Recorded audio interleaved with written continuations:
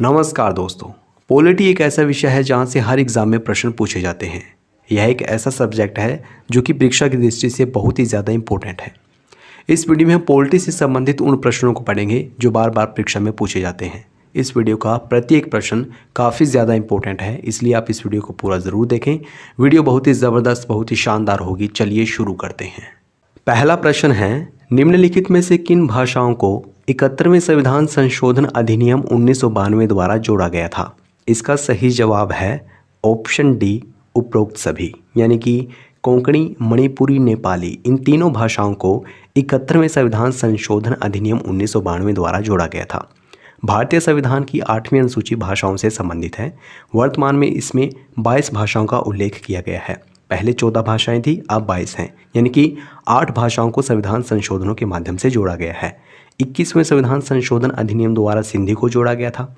92वें संविधान संशोधन अधिनियम द्वारा 4 भाषाओं को जोड़ा गया था 8वीं सूची में, और ये 4 भाषाएं हैं डोगरी, बोडो, मैथिली, संथाली। और 71वें संविधान संशोधन अधिनियम 1992 के द्वारा 3 भाषाओं को जोड़ा गया, कोंकणी, मणिपुरी और नेपाली।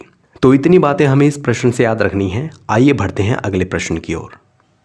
भारतीय संविधान के किस अनुच्छेद में वित्तीय आपातकाल के बारे में बताया गया है? इसका सही जवाब है ऑप्शन सी, अनुच्छेद 360। याद रखें, अनुच्छेद 360 में वित्तीय आपातकाल के बारे में बताया गया है। अनुच्छेद 352 में राष्ट्रीय आपातकाल के बारे में बताया गया है। अनुच्छेद 356 में राष्ट्रपति शासन के बारे में बताया गया है। अनुच्छेद 360 में वित्तीय आपातकाल के बारे में, और अनुच्छेद 368 में संविधान संशोधन की प्रक्रिया के बारे में बताया गया है। आइए बढ़ते हैं अगले प्रश्न की ओर। नेक्स्ट क्वेश्चन है, राज्यसभा को किस अनुच्छेद के तहत राज्य सूची के विषय पर कानून बनाने का अधिकार प्राप्त है? इसका सही जवाब है ऑप्शन बी, अनुच्छेद 249। याद रखें, अनुच्छेद 249 के तहत राज्यसभा राज्य सूची के विषय पर कानून बना सकती है। देखिए, 3 सूचियां हैं, राज्य सूची, समवर्ती सूची और संघ सूची। संघ सूची पर कानून बनाने का अधिकार केंद्र सरकार को है, राज्य सूची पर कानून बनाने का अधिकार राज्य सरकारों को है, और समवर्ती सूची पर केंद्र और राज्य दोनों सरकारें कानून बना सकती हैं। लेकिन अगर राज्यसभा को कोई विषय जो राज्य सूची में उल्लेखित है राष्ट्रीय महत्व का लगता है, तो राज्यसभा उस पर कानून बना सकती है अनुच्छेद 249 के तहत। अनुच्छेद 76 में महान्यायवादी के बारे में बताया गया है। अनुच्छेद 312 में यह बताया गया है कि जो राज्यसभा है वो अखिल भारतीय सेवाओं का गठन करेगी। अनुच्छेद 80 में राज्यसभा के गठन का प्रावधान किया गया है। नेक्स्ट इंपॉर्टेंट क्वेश्चन है, डॉक्टर BR अम्बेडकर ने किस अनुच्छेद को भारतीय संविधान की आत्मा और हृदय कहा है? इसका सही जवाब है ऑप्शन सी, अनुच्छेद 32। अनुच्छेद 32 को डॉक्टर BR अम्बेडकर ने भारतीय संविधान की आत्मा और हृदय कहा था। क्यों? क्योंकि इसमें संवैधानिक उपचारों का अधिकार दिया गया है। इसी अनुच्छेद के तहत सुप्रीम कोर्ट 5 प्रकार की रिट जारी करता है। यदि किसी भी व्यक्ति के मौलिक अधिकारों का हनन होता है तो वो अनुच्छेद 32 का सहारा लेकर सुप्रीम कोर्ट का दरवाजा खटखटा सकता है। इसलिए डॉक्टर BR अम्बेडकर ने इस अनुच्छेद को भारतीय संविधान की आत्मा और हृदय कहा था। अनुच्छेद 21 में जीवन जीने का अधिकार दिया गया है। अनुच्छेद 21 का, जिसको 86वें संविधान संशोधन अधिनियम 2002 के तहत जोड़ा गया था, इसमें शिक्षा का अधिकार दिया गया है। अनुच्छेद 17 के तहत अस्पृश्यता का अंत किया गया। आइए देख लेते हैं नेक्स्ट क्वेश्चन। किस संविधान संशोधन अधिनियम द्वारा राष्ट्रीय अनुसूचित जनजाति आयोग का गठन किया गया था? इसका सही जवाब होगा ऑप्शन ए, 89वें संविधान संशोधन अधिनियम 2003 के तहत राष्ट्रीय अनुसूचित जनजाति आयोग का गठन किया गया, और इसका उल्लेख वर्तमान में अनुच्छेद 338A में किया गया है। 91वां संविधान संशोधन अधिनियम 2003, इसके तहत केंद्र और राज्य मंत्रिपरिषद की अधिकतम सदस्य संख्या कुल सदस्य संख्या का 15% की गई थी। 100वां संविधान संशोधन है जो ये 2015 में किया गया था, और इसके तहत भारत और बांग्लादेश के बीच भूमि हस्तांतरण किया गया था।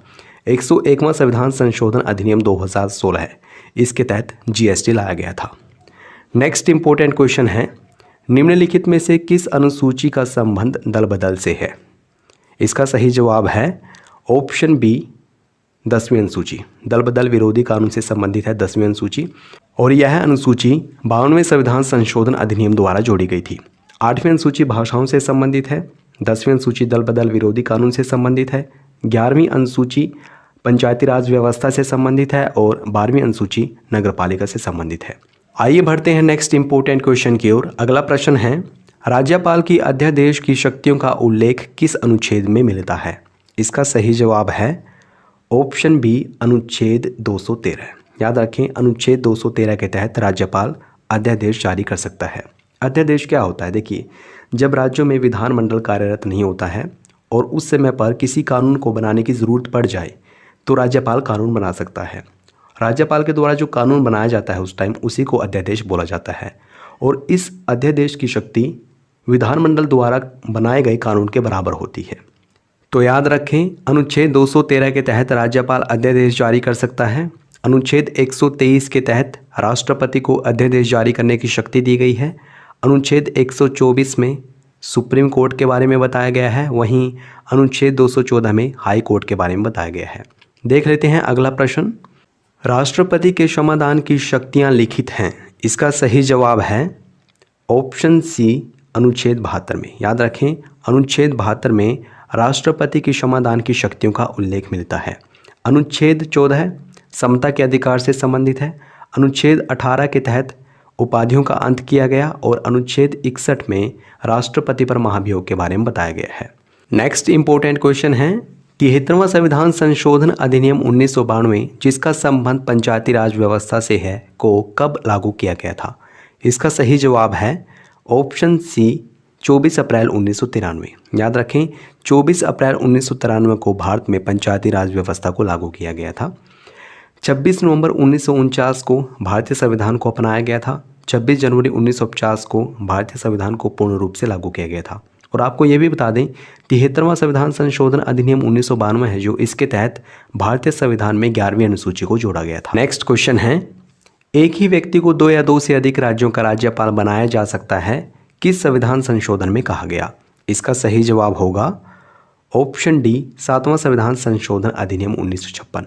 इस संविधान संशोधन में कहा गया कि एक ही व्यक्ति को 2 या 2 से अधिक राज्यों का राज्यपाल बनाया जा सकता है।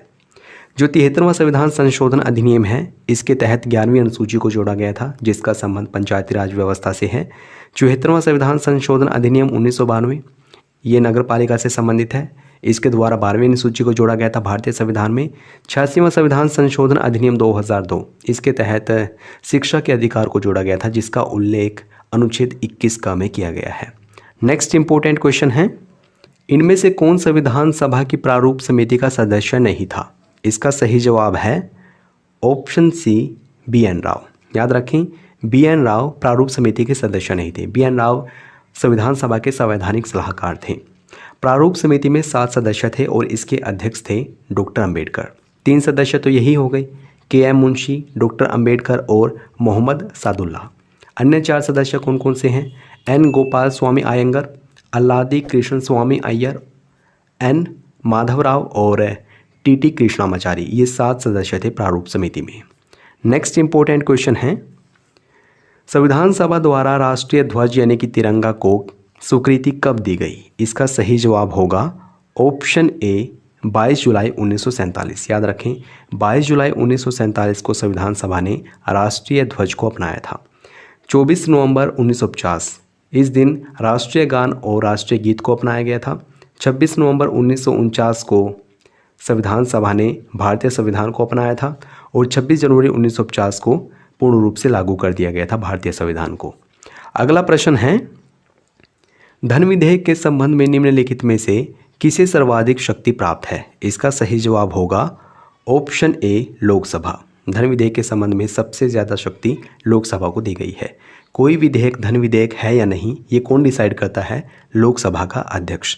धन विधेयक के बारे में अनुच्छेद 110 में बताया गया है।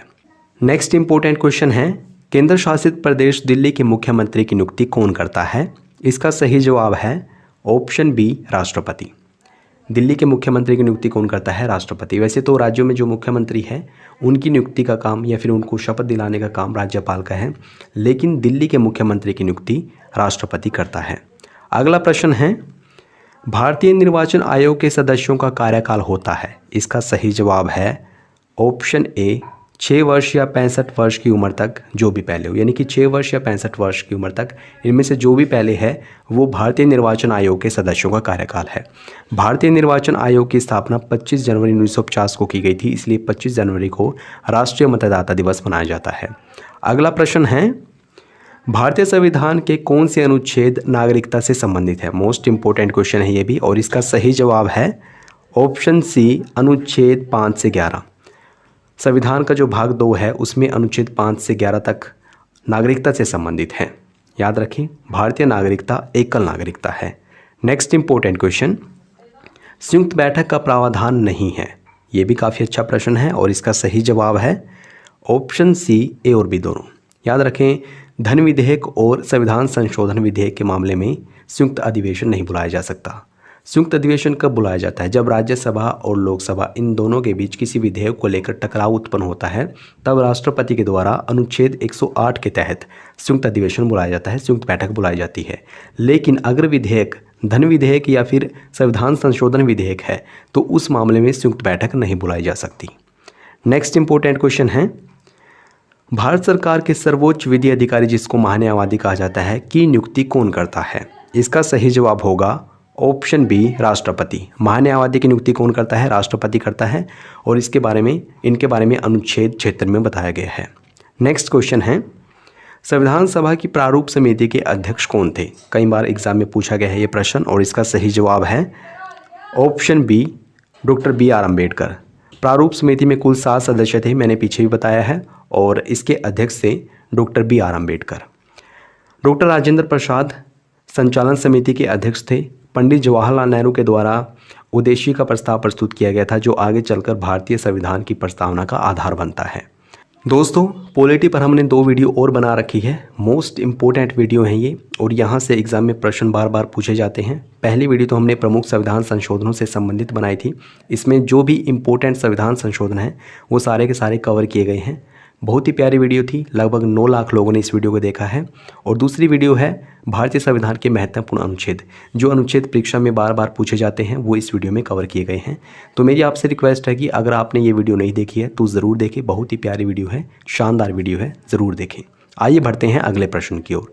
अगला प्रश्न है, निम्नलिखित में से किस समिति को प्राक्कलन समिति की जुड़वा बहन कहा जाता है? इसका सही जवाब है ऑप्शन बी, लोक लेखा समिति। लोक लेखा समिति प्राक्कलन समिति की जुड़वा बहन है।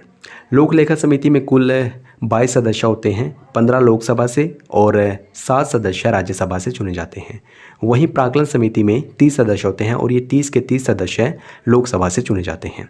आइए बढ़ते हैं नेक्स्ट इंपॉर्टेंट क्वेश्चन की ओर। अगला प्रश्न है, संविधान सभा का प्रतीक अर्थात मोहर था। इसका सही जवाब होगा ऑप्शन बी, हाथी।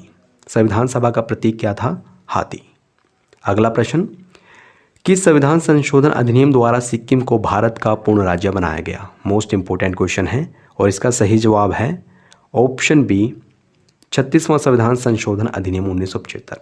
36वें संविधान संशोधन अधिनियम द्वारा सिक्किम को भारत का एक पूर्ण राज्य बनाया गया था। जो 35वां संविधान संशोधन अधिनियम 1974 है, इसके तहत सिक्किम को संयुक्त राज्य बनाया गया था, लेकिन पूर्ण राज्य बनाया गया 36वें संविधान संशोधन द्वारा। 69वें संविधान संशोधन अधिनियम द्वारा दिल्ली को NCR बनाया गया। 73वां संविधान संशोधन अधिनियम 1992, इसके तहत 11वीं अनुसूची को जोड़ा गया, जिसका संबंध पंचायती राज व्यवस्था से है।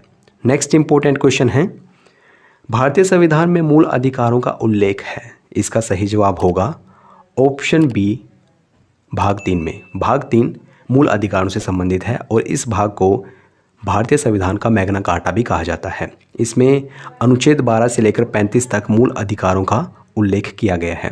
भाग 2 में अनुच्छेद 5 से लेकर 11 तक नागरिकता के बारे में बताया गया है। भाग 4 में DPSPs अर्थात राज्य के नीति निर्देशक तत्वों के बारे में बताया गया है, अनुच्छेद 36 से लेकर 51 तक। भाग 4 क में मौलिक कर्तव्यों के बारे में बताया गया था, और मौलिक कर्तव्यों को 42वें संविधान संशोधन अधिनियम द्वारा जोड़ा गया है। नेक्स्ट क्वेश्चन है, भारत का वास्तविक प्रमुख होता है। इसका सही जवाब है ऑप्शन ए, प्रधानमंत्री। प्रधानमंत्री वास्तविक प्रमुख होता है, जबकि नाममात्र प्रमुख राष्ट्रपति है। अगला प्रश्न, भाषण एवं अभिव्यक्ति की स्वतंत्रता का अधिकार भारतीय संविधान के किस अनुच्छेद में उल्लेखित है? इसका सही जवाब है ऑप्शन ए, अनुच्छेद 19(1) क में भाषण एवं अभिव्यक्ति की स्वतंत्रता का अधिकार उल्लेखित है। अनुच्छेद 19(1) ख के तहत शांतिपूर्ण और हथियार रहित सम्मेलन किया जा सकता है। अनुच्छेद 19(1) ग के तहत संघ बनाने का अधिकार दिया गया है और अनुच्छेद 19(1) घ में देश में आबाद संचरण करने का अधिकार दिया गया है। नेक्स्ट इंपॉर्टेंट क्वेश्चन है, संविधान सभा की प्रक्रिया में किसे संवैधानिक सलाहकार के रूप में नियुक्त किया गया था? इसका सही जवाब होगा option B, Shri BN Rao. याद रखिए, BN राव को संवैधानिक सलाहकार बनाया गया था। डॉक्टर BR अम्बेडकर प्रारूप समिति के अध्यक्ष थे। नेक्स्ट इंपॉर्टेंट क्वेश्चन है, राष्ट्रपति को किस अनुच्छेद के तहत अध्यादेश जारी करने की शक्ति प्राप्त है? ये प्रश्न हम पीछे भी पढ़ चुके हैं और इसका सही जवाब है ऑप्शन बी, अनुच्छेद 123। याद रखिए, अनुच्छेद 123 के तहत राष्ट्रपति को अध्यादेश जारी करने की शक्ति प्राप्त है। अनुच्छेद 53, इसमें बताया गया है कि कार्यपालिका की शक्ति राष्ट्रपति में निहित है। अनुच्छेद 57, इसके तहत राष्ट्रपति को पुनर्निर्वाचित किया जा सकता है। अनुच्छेद 77, इसमें बताया गया है कि कार्यपालिका की समस्त शक्तियां या फिर समस्त कार्यवाही राष्ट्रपति के नाम से की हुई मानी जाएगी। नेक्स्ट इंपॉर्टेंट क्वेश्चन है, निम्नलिखित में से किस संविधान संशोधन अधिनियम के तहत प्रस्तावना में संशोधन किया गया था? मोस्ट इंपॉर्टेंट क्वेश्चन है, बहुत बार एग्जाम में पूछा गया है। इसका सही जवाब है ऑप्शन ए, 42वां संविधान संशोधन अधिनियम 1976। याद रखें, 42वें संविधान संशोधन अधिनियम के द्वारा प्रस्तावना में संशोधन किया गया था। प्रस्तावना में सिर्फ एक बार संशोधन किया गया है और इस संविधान संशोधन के माध्यम से प्रस्तावना में 3 शब्दों को जोड़ा गया था, पंथनिरपेक्ष, समाजवादी और अखंडता। इस संविधान संशोधन को लघु संविधान भी कहा जाता है और इसी संविधान संशोधन के द्वारा 51 क में 10 मौलिक कर्तव्यों को जोड़ा गया था, अनुच्छेद 51 क में। 44वां संविधान संशोधन अधिनियम है जो इसके द्वारा संपत्ति के अधिकार को मौलिक अधिकारों की सूची से हटाकर कानूनी अधिकार बना दिया गया था। पहले संपत्ति के अधिकार का उल्लेख अनुच्छेद 31 में था, अब 300A में है। 52वां संविधान संशोधन अधिनियम 1985, इसके तहत दल बदल विरोधी कानून व्यवस्था की गई थी और इसी के तहत अनुसूची 10 को जोड़ा गया था। 61वां संविधान संशोधन अधिनियम 1988 है जो इसके तहत मतदान की न्यूनतम आयु 21 वर्ष से घटाकर 18 वर्ष की गई थी। नेक्स्ट इंपॉर्टेंट क्वेश्चन है, प्रोटेम स्पीकर की नियुक्ति कौन करता है? इसका सही जवाब होगा ऑप्शन बी, राष्ट्रपति। प्रोटेम स्पीकर की नियुक्ति राष्ट्रपति करता है। अगला प्रश्न, भारतीय संविधान में संशोधन की प्रक्रिया किस देश के संविधान से ली गई है?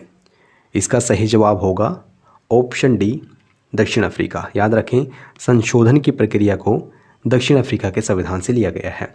संयुक्त राज्य अमेरिका से मौलिक अधिकार लिए गए हैं। राष्ट्रपति पर महाभियोग लिया गया है। राष्ट्रपति पर महाभियोग अनुच्छेद 61 के तहत लगाया जाता है। आयरलैंड के संविधान से DPSP अर्थात राज्य के नीति निर्देशक तत्व लिए गए हैं जिनका उल्लेख भारतीय संविधान के भाग 4 में किया गया है, अनुच्छेद 36 से लेकर 51 तक। जर्मनी से लिया गया है आपातकाल। नेक्स्ट इंपॉर्टेंट क्वेश्चन, राष्ट्रपति उच्च न्यायालय के न्यायाधीशों की नियुक्ति किसके परामर्श से करता है? ये भी काफ़ी इंपॉर्टेंट क्वेश्चन है और इसका सही जवाब है ऑप्शन सी, भारत का मुख्य न्यायाधीश। यानी कि भारत के मुख्य न्यायाधीश के परामर्श से राष्ट्रपति द्वारा उच्च न्यायालय के न्यायाधीशों की नियुक्ति की जाती है। अगला प्रश्न है, धन विधेयक से संबंधित अनुच्छेद है। इसका सही जवाब होगा ऑप्शन ए, अनुच्छेद 110। याद रखें, अनुच्छेद 110 का संबंध धन विधेयक से है। अनुच्छेद 108 में संयुक्त अधिवेशन के बारे में बताया गया है जो कि राष्ट्रपति द्वारा बुलाया जाता है। अनुच्छेद 112 में बजट के बारे में बताया गया है। अनुच्छेद 117 में अनुच्छेद 117 में वित्त विधेयक के बारे में बताया गया है। अगला प्रश्न, भारतीय संविधान में बजट के लिए वार्षिक वित्तीय विवरण शब्द का प्रयोग किस अनुच्छेद में किया गया है? भारतीय संविधान में बजट शब्द का प्रयोग नहीं है, बजट के लिए वार्षिक वित्तीय विवरण शब्द का प्रयोग किया गया है अनुच्छेद 112 में। यानी कि बजट से संबंधित अनुच्छेद कौन सा है? अनुच्छेद 112। अनुच्छेद 110 में धन विधेयक के बारे में बताया गया है। अनुच्छेद 108 में संयुक्त अधिवेशन के बारे में बताया गया है और अनुच्छेद 117 में वित्त विधेयक के बारे में बताया गया है। नेक्स्ट क्वेश्चन है, भारत के राष्ट्रपति अपना त्याग पत्र किसको संबोधित करके देते हैं? इसका सही जवाब होगा ऑप्शन सी, उपराष्ट्रपति। अगर राष्ट्रपति को अपना त्याग पत्र देना है तो वो किसको देंगे? उपराष्ट्रपति को। नेक्स्ट इंपॉर्टेंट क्वेश्चन है, भारत का नियंत्रक एवं महालेखा परीक्षक यानी कि CAG किस अनुच्छेद के तहत एक संवैधानिक पद है? इसका सही जवाब है ऑप्शन ए, अनुच्छेद 148। अनुच्छेद 148 में CAG के बारे में बताया गया है। अनुच्छेद 280 अनुच्छेद 280 में वित्त आयोग के बारे में बताया गया है। अनुच्छेद 352 में राष्ट्रीय आपातकाल के बारे में और अनुच्छेद 343 में राजभाषा के बारे में बताया गया है। अगला प्रश्न, लोकसभा के प्रथम अध्यक्ष थे। इसका सही जवाब है ऑप्शन ए जीवी मावलंकर। याद रखें, लोकसभा के पहले अध्यक्ष जीवी मावलंकर थे। नेक्स्ट क्वेश्चन, मंत्रिपरिषद सामूहिक रूप से किसके प्रति उत्तरदायी है? मोस्ट इंपोर्टेंट क्वेश्चन है और इसका सही जवाब है ऑप्शन सी लोकसभा। याद रखें, मंत्रिपरिषद सामूहिक रूप से लोकसभा के प्रति उत्तरदायी है। अगला प्रश्न है, सरकारी आयोग की सिफारिश का संबंध है। इसका सही जवाब होगा ऑप्शन सी केंद्र और राज्यों के पारस्परिक संबंध से संबंधित है सरकारी आयोग। दोस्तों, ये प्रश्न आप लोगों के लिए है। प्लीज़ इस प्रश्न का सही जवाब कमेंट बॉक्स में ज़रूर बताना। प्रश्न पूछा गया है आपसे, भारतीय संविधान के किस अनुच्छेद में वित्तीय आपातकाल के बारे में बताया गया है? ऑप्शंस हैं अनुच्छेद 352, अनुच्छेद 356, अनुच्छेद 360 या फिर अनुच्छेद 368। तो प्लीज़ इस प्रश्न का सही जवाब कमेंट बॉक्स में ज़रूर बताना। वीडियो कैसी लगी ये भी बताना। अगर आपको अच्छी लगी है तो इसको लाइक और शेयर करना ना भूलें। अगर आपने चैनल को सब्सक्राइब नहीं किया है प्लीज़ अभी सब्सक्राइब करें। वीडियो देखने के लिए आपका बहुत बहुत धन्यवाद।